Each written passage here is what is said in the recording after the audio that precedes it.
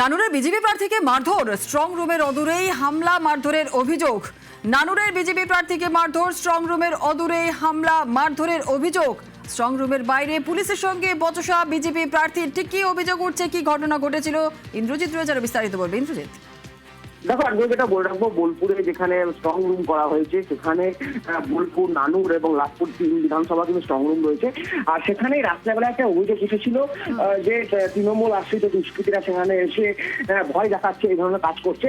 আর সেখানে এসে পৌঁছায় বিজেপি প্রার্থী, অর্থাৎ নানুরের বিজেপি প্রার্থী খোকন দাস, এবং সেখানেই তিনি বাধা দেন এবং সেখানেই পুলিশের সঙ্গে তার বচসা সৃষ্টি হয় এবং পুলিশ তাকে সরিয়ে দিলে এবং তিনি চলে যাচ্ছেন ঠিক তার কিছুটা দূরেই 150 থেকে 200 মিটার দূরে বোলপুরের যে ডাকবাংলো মাঠ, সেই ডাকবাংলো মাঠের কাছে তাকে নানুরের তৃণমূল প্রার্থী এবং তার অধীনে বেশ কিছু লোক তাকে বেধড়ক মারধর করে, এমনকি তার গাড়ির কাঁচ ভেঙে দেওয়া হয় বলে অভিযোগ করেছেন। যদিও এখনো পর্যন্ত কাউকে গ্রেফতার করা পুলিশের পক্ষে সম্ভব হয়নি, যদিও পুলিশ তাকে লিখিত অভিযোগ দায়ের করেছে নানুরের বিজেপি প্রার্থী।